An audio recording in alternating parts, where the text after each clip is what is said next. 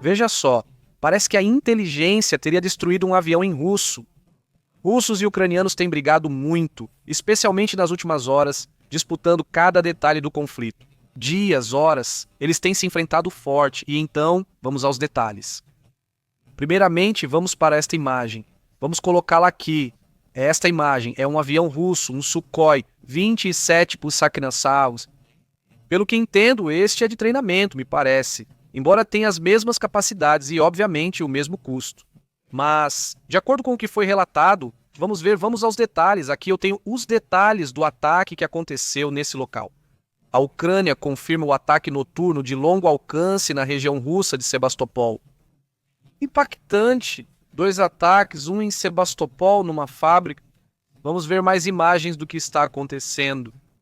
O Serviço de Segurança ucraniano declarou que seus ataques interrompem a produção e reduzem o potencial militar inimigo.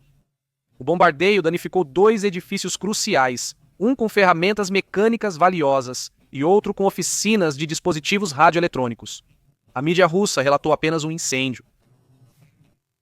Incêndio controlado sem vítimas, situação normalizada. E o que a Ucrânia relata, bem, é outra coisa, e o que se vê nas imagens é um assunto diferente. Mas isso costuma acontecer, né? E aí? O caso desse avião que estamos vendo é o SV que foi destruído na noite anterior no aeródromo militar de Arbarir Armavir. E isso é em Krasnodar, Rússia, já vimos esse lugar antes. A informação foi confirmada diretamente pela Inteligência de Defesa Ucraniana, a Diretoria de Inteligência do Ministério da Defesa da Ucrânia, que declarou o seguinte: o avião Sukhoi 27UV foi destruído em Arvivir, Rússia, dizia em um comunicado. Bem, algo bem sucinto, na verdade, algo com um estilo bem militar, né? E segundo testemunhas locais, as comunicações foram interrompidas nos arredores do aeródromo. Após o incidente, os russos bloquearam as comunicações para evitar que houvesse mais ataques desse tipo. Então fizeram esse ajuste, vamos dizer assim, depois também. Isso foi visto, né? Outro ataque a um edifício, podemos ver aí. Do que eu já estava comentando, bem, este é outro ataque ucraniano, dentro dessa ideia de atacar áreas onde estão sendo fabricadas armas, certo? Agora, esta é a parte que está atingindo, digamos, em direção à Ucrânia. Aí está, essa é outra imagem. É o mesmo prédio, só que visto de outro ângulo, e me parece que temos aqui que este é outro ângulo, mesmo prédio também, certo? Esses são os ataques da Ucrânia contra a Rússia. E no sentido contrário, quais foram os ataques russos contra a Ucrânia? Então vamos falar sobre isso também. Com certeza ele vai relatar. A Rússia lançou um novo ataque aéreo em grande escala contra a Ucrânia, isso na madrugada deste sábado. Eles provavelmente relatarão: regiões-chave para a Ucrânia foram atingidas. Dnipro, Kharkovia e Zaporizhia. As autoridades ucranianas confirmaram o uso de mísseis balísticos, drones kamikaze e bombas guiadas que teriam sido distribuídos de forma ofensiva. Combinada e, pelo visto, coordenada, né? Porque o ataque foi quase com minutos de diferença, aparentemente, né? Agora, pelo que dá pra ver, é nessa área que eles têm estado. Ah, desculpa, aí está, essas são as áreas que têm sido atacadas, essas aí. É uma tentativa. Eles têm acumulado pessoas por aqui.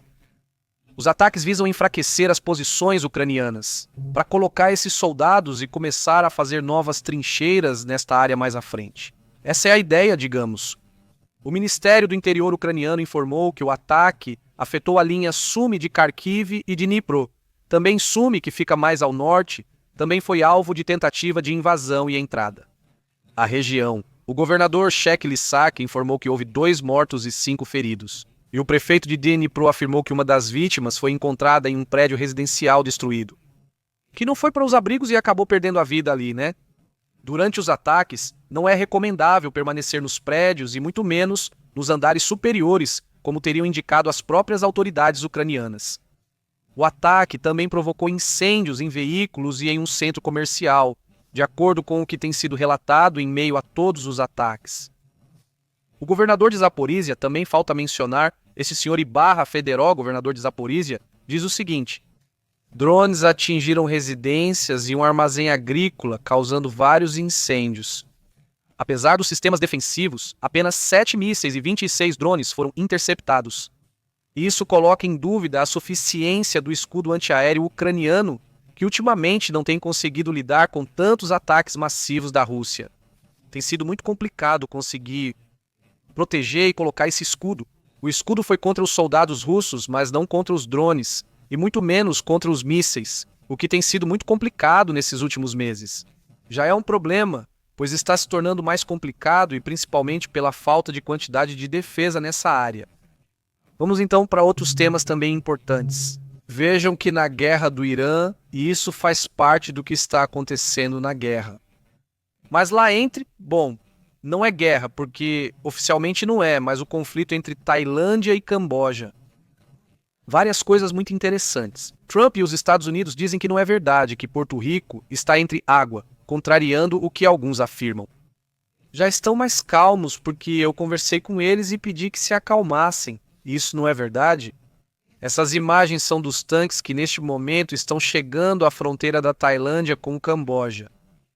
Já este é um relatório dos sem defesa, desses relatórios de inteligência que já estão vendo essas imagens que estão sendo mostradas agora mesmo dos tanques. Aí estamos vendo.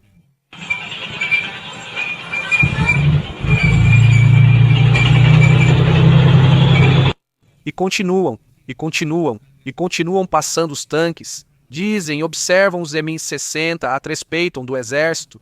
O exército tailandês se movendo em direção aos postos de controle de fronteira em Phoi Phet, no Camboja. Eles estão se dirigindo ao Camboja neste exato momento.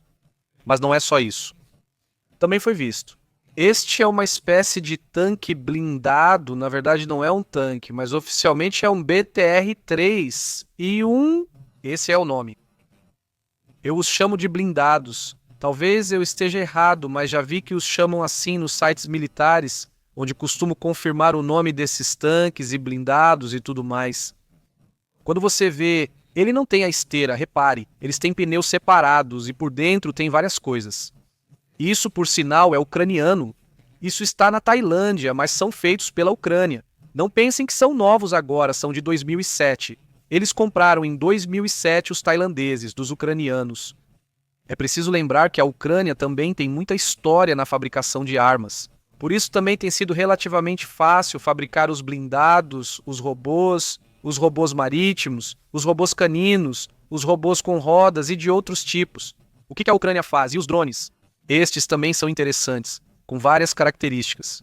Uma delas é que são uma espécie de compartimento enorme onde vai um monte de gente, tropas lá dentro. Mas além disso, esse veículo blindado tem a possibilidade, tem várias formas como de atacar ou de disparar, né? Pelo que se sabe, pode até ter, inclusive podem adaptar mísseis a eles, tem a capacidade de receber mísseis, aqui eu não sei se eles têm ou não. Também tem artilharia, tem um canhão pequeno, né? Ou seja, né, ele tem várias coisas, dá para adaptar várias coisas nele, parece que é muito fácil de adaptar. Bom, isso também tem sido visto dentro da Tailândia indo em direção ao Camboja, porque isso também me chama a atenção. E já aproveito para comentar um extra, que isso derruba o comunicado que o Trump deu de que havia uma trégua, derruba completamente. Reparem que está acontecendo um bombardeio, e não é no Camboja, e não é na Tailândia, mas é na mesma região. Reparem para onde estamos indo. Primeiro, vamos dar uma olhada na imagem.